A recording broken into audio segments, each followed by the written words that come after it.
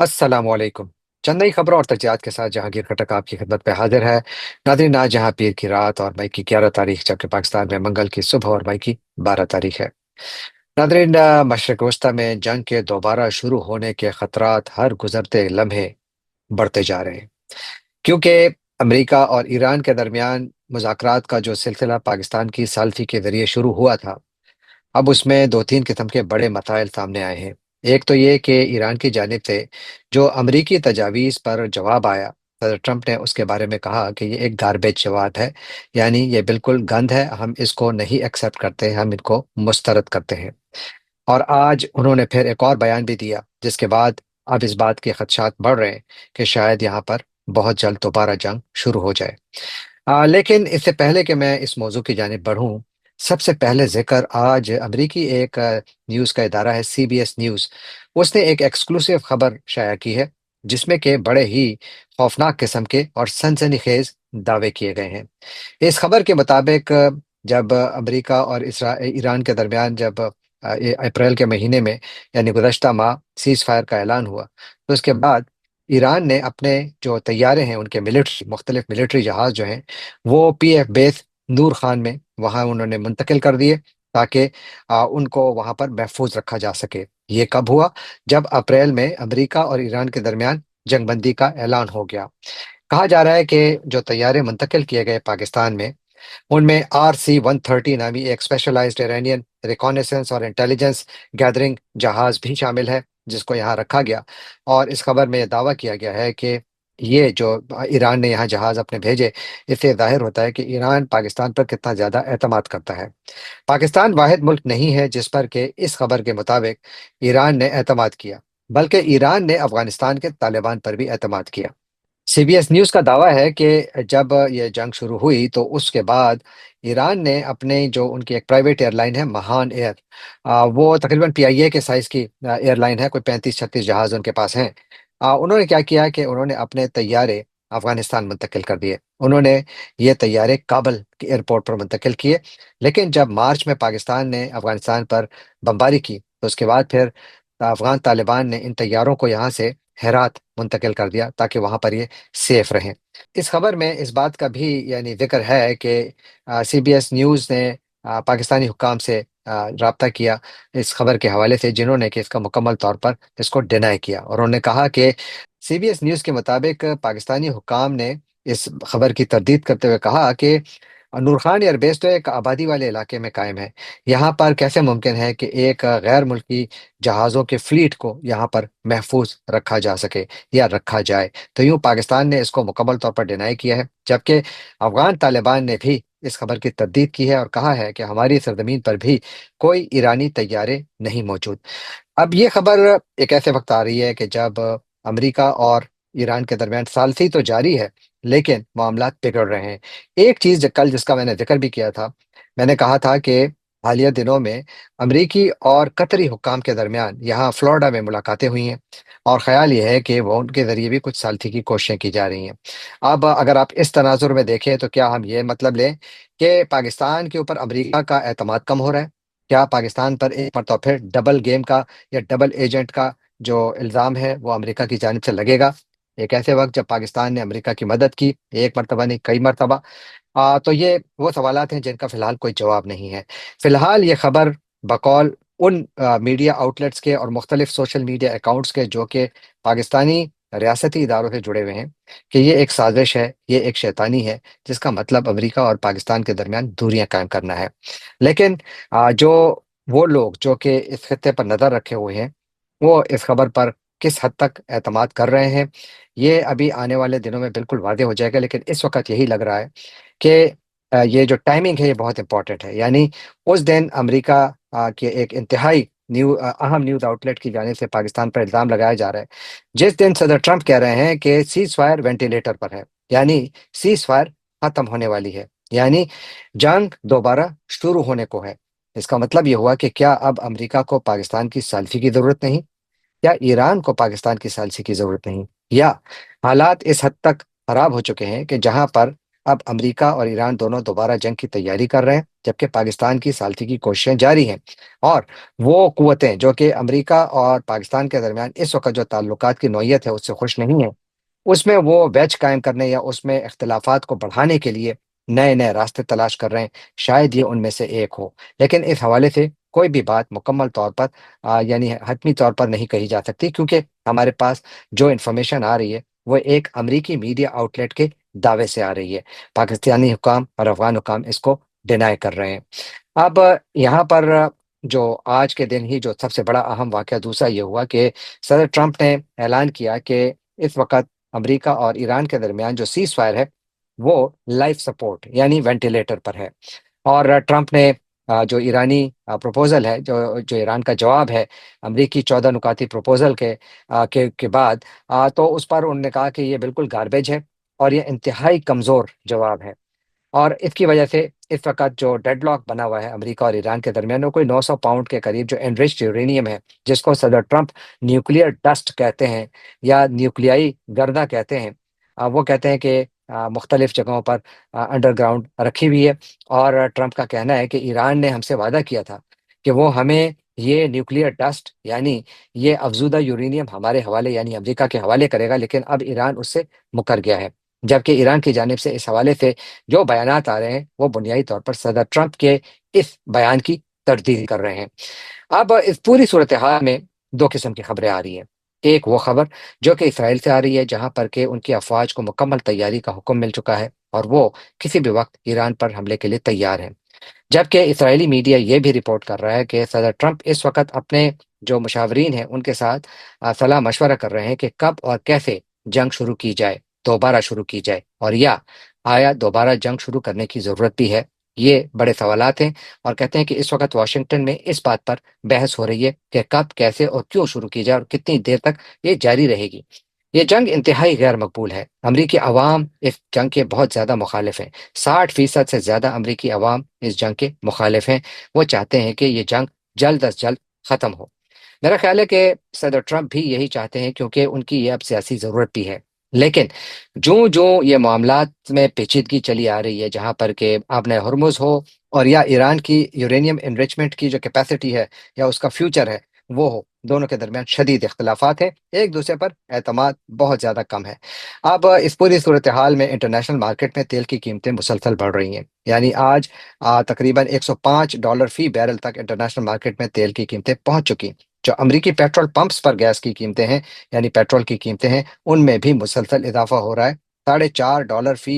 Gallon سے زیادہ اس وقت چل رہی ہیں، جبکہ ڈیزل کی قیمتیں پورے ملک میں مختلف قیمتیں ہیں، لیکن آن دا ایوریج کوئی $6 کے قریب، پونے $6 کے قریب چل رہی ہیں۔ اس کا ڈائریکٹ اثر عام امریکی صارفین پر ہو رہا ہے، اور یقیناً جتنا اثر امریکی صارفین پر ہوگا اتنا ہی اثر امریکی ووٹرز پر ہوگا، جو ووٹرز بھی ہیں ان میں سے اکثریت، اور آنے والے نومبر کے الیکشنز کا وہ پاسا بدل سکتے ہیں یا پلٹ سکتے ہیں اگر یہ معاملات ٹھیک نہ ہوئے۔ گویا اب اس وقت امریکہ اور ایران دونوں یہ کوشش کر رہے ہیں کہ یہ جنگ کی قیمت دونوں کے لیے بڑھائیں۔ میں نے پہلے بھی ایک مرتبہ نہیں بلکہ کئی مرتبہ یہ عرض کی ہے کہ اس جنگ کا فیصلہ اس جنگ کی قیمت کرے گی۔ اب امریکہ ایران کے لیے جنگ کی قیمت بڑھا رہا ہے کیونکہ اس نے اس کا نیول بلاکیٹ کیا ہوا ہے، اور ان کی اکانومی کو شدید نقصان پہنچا رہا ہے۔ اس وقت ایران کی اکانومی بہت زیادہ پریشر میں ہے، لیکن وہ ابھی تک تباہ نہیں ہوئی۔ اور اسی طرح ایران کوشش یہ کر رہا ہے کہ صدر ٹرمپ کی جانب سے جو ایران پر جو پریشر ڈالا جا رہا ہے اس پریشر کو زائل کیا جائے، اور جتنا ہو سکے جو اکنامک پین ہے وہ برداشت کر کے امریکی ووٹر تک یہ پین پہنچایا جائے، تاکہ وہ صدر ٹرمپ کی جماعت یعنی ریپبلکن پارٹی کو الیکشن میں ووٹ نہ دیں، یعنی اگر وہ الیکشن ہار گئے تو معاملہ بہت زیادہ بگڑ جائیں گے۔ جو ایران کا کہنا ہے کہ ہم نے جو امریکہ کو جو تجاویز پیش کی ہیں، یعنی امریکی تجاویز کے جواب میں ہم نے جو تجاویز پیش کی ہیں، یہ انتہائی مناسب ہیں، اور یہ ان میں چونکہ ہم نے ان کو لنک کیا ہے کہ آپ بلاکیٹ ختم کریں، ہم اپنے ہرمز کھول دیں گے، اور نیوکلیئر پروگرام پر ہم بات کریں گے، لیکن اس کے لیے تھوڑا وقت درکار ہوگا، جو امریکہ نہیں چاہتا۔ وہ چاہتا ہے کہ فوراً آپ اپنے ہرمز کو بھی کھولیں، اور یہاں پر نیوکلیئر جو آپ کے پاس افزودہ یورینیم ہے وہ بھی ہمارے حوالے کرے، جبکہ ایران اس بات پر مصر ہے کہ آپ نے ہمارے فروزن ایسٹس کو بھی انفریز کرنا ہے، یعنی جو امریکہ اور دوسری دنیا کے بینکوں میں جو ایران کے پیسے پھنسے ہوئے ہیں وہ کہتا ہے کہ ہمارے یہ پیسے بھی ہمارے والے کی جائیں۔ تو یوں اختلافات بھی بہت زیادہ ہیں اور جنگ کا ماحول بن چکا ہے یہاں پر۔ لگتا ہے کہ اس وقت جو جنرلی خاموشی ہے، وہ اس سے یہی نظر آ رہا ہے کہ شاید ایک بہت بڑی جنگ کی دوبارہ تیاری ہو رہی ہے۔ ہمیشہ کے لیے سوال یہی ہے کہ بڑی جنگ کتنی دیر چلے گی، کیونکہ بمباری تو ہو سکتی ہے، بہت بھاری بمباری ہو سکتی ہے، لیکن کیا صرف بمباری کے ذریعے ایران میں سب کچھ بدلا جا سکتا ہے؟ یہاں امریکی ماہرین کی اکثریت کا یہ خیال ہے کہ آپ صرف بم گرا کر یہاں پر تبدیلی نہیں لا سکتے۔ اگر آپ لا سکتے ہوتے تو جب آپ نے عراق پر حملہ کیا تھا تو اس وقت بھی ہونی چاہیے تھی، آپ کو فوج بھیجنی پڑی۔ آپ افغانستان میں بھی کر سکتے تھے، نہیں کر پائے، بمباری کے ذریعے فوج بھیجنی پڑی۔ کیا ایران میں بھی فوج بھیجنی پڑے گی؟ کیا ایران میں تبدیلی جو ہے وہ فوج بھیجے بغیر آ سکتی ہے؟ اور وہ تبدیلی کتنی زیادہ دیر قائم رہے گی؟ اسی طرح آبنہ ہرمز کو بھی ویسے تو کھولا جا سکتا ہے، طاقت کے بل بوتے پر امریکہ بہت بڑی فوجی قوت ہے، لیکن سوال یہ ہے کہ کتنی دیر تک کھولا جا سکتا ہے؟ اور پھر سوال سب سے بڑا یہ کہ اس آبنہ ہرمز کو کھول کر اور عام ٹریفک کا اس کے اندر اعتماد بڑھانے کی قیمت کیا ہوگی؟ یعنی اس کے لیے جنگ لڑنی پڑے گی۔ کیا اس جنگ کے نتیجے میں بھی کوئی ثابت فائنل رزلٹ آئے گا؟ اس مشکل سوال کا بھی اب تک واضح جواب نہیں ہے، لیکن اکثر لوگوں کا یہی خیال ہے کہ شاید اس کا بھی کوئی نتیجہ نہ نکلے۔ نتیجہ اگر نکلے گا تو بات چیت کے ذریعے نکلے گا، ایک سیاسی حل کے ذریعے نکلے گا، جس کے لیے اس وقت خواہش تو دونوں جانب ہے، لیکن چونکہ دونوں جانب کوشش یہ کی جا رہی ہے کہ اس سے زیادہ سیاسی اور ہر قسم کا فائدہ اٹھایا جائے، تو کوشش کر رہے ہیں کہ ٹھیک ہے، جتنا اس جنگ کو کھینچ کر دوسرے پر دباؤ ڈالا جا سکتا ہے وہ ڈالا جائے، تاکہ اس سے زیادہ فائنل ریزلٹس حاصل کیے جائیں۔ لیکن اب دیکھتے یہ ہیں کہ یہاں امریکہ میں اس کا ریئیکشن کتنا آتا ہے، اور یہی دیکھتے ہیں کہ ایران میں اس کا ریئیکشن کس حد تک آتا ہے، جہاں پر کہ اس سے پہلے بھی حکومت مخالف بہت بڑے بڑے مظاہرے ہوئے ہیں، اور امریکی حکام کا تو یہ دعویٰ ہے کہ وہاں پر ہزاروں افراد کو ایرانی حکومت نے قتل کیا۔ تو وہاں پر کیا دوبارہ لوگ کھڑے ہوں گے؟ آج تک تو کھڑے نہیں ہوئے۔ اور پھر آخر میں اسرائیل وہ یعنی سپوائلرز کا کردار ادا کرنے والا ملک ہے، کہ جو اگر ایران اور امریکہ کے درمیان کوئی معاہدہ ہوتا بھی ہے تو شاید اسرائیل اس کو نہ مانے۔ اسرائیل شاید دوبارہ ایران پر کہیں نہ کہیں حملہ کرے، جس کا مقصد یہ ہوگا کہ یہاں پر جنگ جاری رہے، کیونکہ اگر جنگ جاری رہتی ہے تو اسرائیلی وزیر اعظم بنجامن نیتن یاہو جیل سے باہر رہیں گے۔ جس دن یہ جنگ ختم ہوئی، جس دن معاملات بالکل نارمل ہو گئے، اس دن نیتن یاہو جیل جائیں گے، کیونکہ ان پر کرپشن کا سکینڈل ہے اور وہ سکینڈل ان پر ثابت ہو چکا ہے۔ اس وقت صدر ٹرمپ تک جو اسرائیلی صدر ہیں ان سے درخواست کر رہے ہیں کہ آپ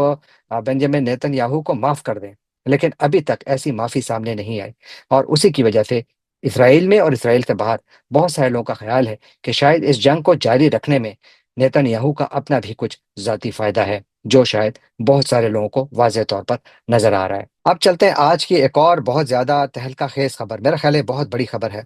وال اسٹریٹ جرنل نے آج ایک اور ایکسکلوسیو خبر شائع کی ہے، اور اس میں دعویٰ کیا گیا ہے کہ اس جنگ کے دوران متحدہ عرب امارات بڑی خاموشی سے ایران پر مسلسل حملے کرتا چلا آ رہا ہے۔ وہ کہتے ہیں کہ اپریل کے شروعات سے، یعنی اپریل کے شروع کے دنوں سے لے کر اور جب تک جنگ جاری رہی، متحدہ عرب امارات نے ایران پر بہت بڑے حملے کیے۔ ان کی آئل ریفائنری، ان کی اسپیشلی ایک بہت بڑی آئل ریفائنری ہے، اس کو متحدہ عرب امارات نے نشانہ بنایا اور اس کو بہت زیادہ نقصان پہنچایا۔ ایک ایسے وقت متحدہ عرب امارات اس جنگ میں شامل ہوا جب وہاں پر یعنی ایران کی جو ایئر ڈیفنس کیپیبلٹیز تھیں وہ کافی محدود ہو گئی تھیں۔ ویسے بھی ایران کی ایئر ڈیفنس سسٹم پر جو ہے امریکی اور اسرائیلی بمباری کی وجہ سے بہت زیادہ پریشر تھا، اور اسی دوران متحدہ عرب امارات نے بھی اس سے فائدہ اٹھایا اور ایران پر بمباری کی۔ گویا یہ جنگ کا ایک نیا ڈائمنشن ہے۔ اب یہ جنگ ایران، امریکہ اور اسرائیل کے درمیان نہیں رہی، نہ ہی ان تک محدود ہے، بلکہ اب اس میں باقاعدہ بقول وال اسٹریٹ جرنل کے متحدہ عرب امارات بھی شامل ہو چکا ہے۔ متحدہ عرب امارات کے بارے میں کہا جا رہا ہے کہ ان حملوں میں متحدہ عرب امارات نے 3 قسم کے ویپنز استعمال کیے۔ ایک انہوں نے فرینچ میراج طیارے، لڑاکا طیارے استعمال کیے، دوسرے انہوں نے چائنیز ونگ لونگ ڈرونز جو ہیں ان کو استعمال کیا، اور تیسرے ایڈوانسڈ F-16 یعنی F-16 کا جو نئے ماڈلز ہیں وہ استعمال کیے ایران پر حملوں میں۔ اور اس سے بنیادی طور پر جو متحدہ عرب امارات ہے وہ اپنے آپ کو اس خطے میں ایک بہت بڑی فوجی طاقت کے طور پر سامنے لا رہا ہے۔ اس سے پہلے وہ ایک فائنینشیل ہب وہ دبئی اور ابوظہبی کو بنا چکا تھا، لیکن اس جنگ کے نتیجے میں وہ تو ان کو تو بہت زیادہ نقصان پہنچا، لیکن اب متحدہ عرب امارات یہاں پر اپنے آپ کو بطور ایک بڑی فوجی قوت منوانا چاہتا ہے۔ اور جو ابو دھابی اور یو اے ای جو اس سے پہلے ٹورزم کے لیے بڑے سیف سمجھے جاتے تھے، کیا اس کے بعد جب یہ خبریں اب آ چکی ہیں کہ متحدہ عرب امارات باقاعدہ اور براہ راست ایران پر حملوں میں ملوث ہے، کیا یہ اب محفوظ رہے گا؟ کیا ایران اس پر مزید حملے نہیں کرے گا فیوچر میں؟ میرا خیال ہے کہ فیوچر میں حملے ہوں گے، کیونکہ اس جنگ میں اگر ایک ملک کے خلاف ایران نے سب سے زیادہ میزائلز اور ڈرونز استعمال کیے، وہ بھی متحدہ عرب امارات ہے، جس کے خلاف ایران نے 2800 ڈرونز اور میزائلز ان کی طرف پھینکے، جن میں سے اکثریت متحدہ عرب امارات نے مار گرائے۔ متحدہ عرب امارات جو اپنی نئی فوجی قوت یہاں پر یعنی مسل فلیکسنگ کر رہا ہے، تو اس سے یقیناً وہ اپنے آپ کو زیادہ ایک محفوظ ملک بنانے کا ایک شائبہ کریٹ کرنے کی کوشش کر رہا ہے کہ دنیا کو بتائے کہ ہم اپنا دفاع کر سکتے ہیں۔ اس خطے میں سعودی عرب اور متحدہ عرب امارات دو بڑی فوجی قوتیں ہیں، لیکن متحدہ عرب امارات کی فوج ابھی تک انٹیسٹڈ ہے، گرچہ ان کی جو پراکسی وارز ہیں وہ شاید ایران سے بھی زیادہ ہیں۔ انہوں نے دنیا بھر کے مختلف ملکوں میں پراکسی جنگوں کو مکمل شہ دے رہے ہیں وہ لوگ، اور اب جب وہ براہ راست ایران پر حملے کر رہے ہیں تو یہ جنگ کا ایک نیا میرا خیال ہے کہ دور ہے جو شروع ہو چکا ہے، ایک نئی سٹیج ہے جس میں شامل ہو چکا ہے اب متحدہ عرب امارات۔ لیکن اس کی جو ان کے لیے اکنامک پرائس ہے وہ مجھے لگتا ہے کافی زیادہ ہوگی، کیونکہ اب تک جو اطلاعات آ رہی ہیں کہ چونکہ اب دبئی اور ابو دھابی میں ٹورزم انڈسٹری کو بہت زیادہ نقصان ہوا ہے، تو اس خطے کو اوور آل جو ٹورزم انڈسٹری سے جو آمدنی ہوتی تھی روزانہ کی بنیاد پر، تو اب ان کو روزانہ کی بنیاد پر کوئی $600 ملین کا نقصان ہو رہا ہے، $600 ملین متحدہ عرب امارات کی جانب سے ایران پر حملوں کو یقیناً امریکہ اس سے خوش بھی ہے، اور اس نے حملے امریکہ کی اجازت ہی سے کیے ہوں گے۔ تو اب یہاں پر جو ایک نیا اتحاد بن چکا ہے، اس میں اب متحدہ عرب امارات، اسرائیل اور امریکہ یہ ایک ساتھ نظر آ رہے ہیں، جبکہ امریکہ اور سعودی عرب کے درمیان جو قربتیں ہیں وہ کم ہو رہی ہیں، ان کے درمیان خلیج بڑھ رہی ہے۔ امریکی میڈیا اب یہ رپورٹ کر رہا ہے کہ جب سے سعودی عرب نے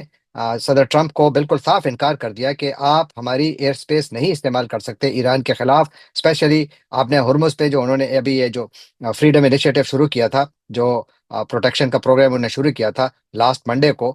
وہ انہوں نے اسی لیے ختم کیا کہ سعودی عرب نے انکار کر دیا کہ آپ ہماری ایئر سپیس نہیں استعمال کر سکتے۔ اب اس حالات میں جب سعودی عرب اور متحدہ عرب امارات کے درمیان تعلقات خراب ہیں، اور جب متحدہ عرب امارات امریکہ اور اسرائیل کے بہت زیادہ قریب ہو رہا ہے،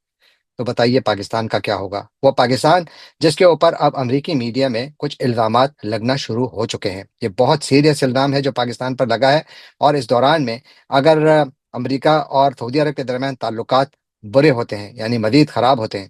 تو یہاں پر پاکستان کی کیا پوزیشن ہوگی؟ یہ ایک بہت بڑا سوال ہے، اس کا جواب میں آپ سے چاہوں گا آپ اپنے کامنٹس میں ضرور لکھیے، میں کوشش کروں گا کہ اس کا جواب بھی ضرور دوں۔ اور جانے سے پہلے آپ سے ہمیشہ کی طرح ایک مرتبہ پھر درخواست کہ اگر آپ نے ابھی تک یہ چینل سبسکرائب نہیں کیا تو اس کو سبسکرائب کیجئے، لائک کیجئے، شیئر کیجئے، کامنٹ کیجئے، اور بیل آئیکن کو کلک کرنا نہ بھولیے گا۔ آپ کا بہت بہت شکریہ۔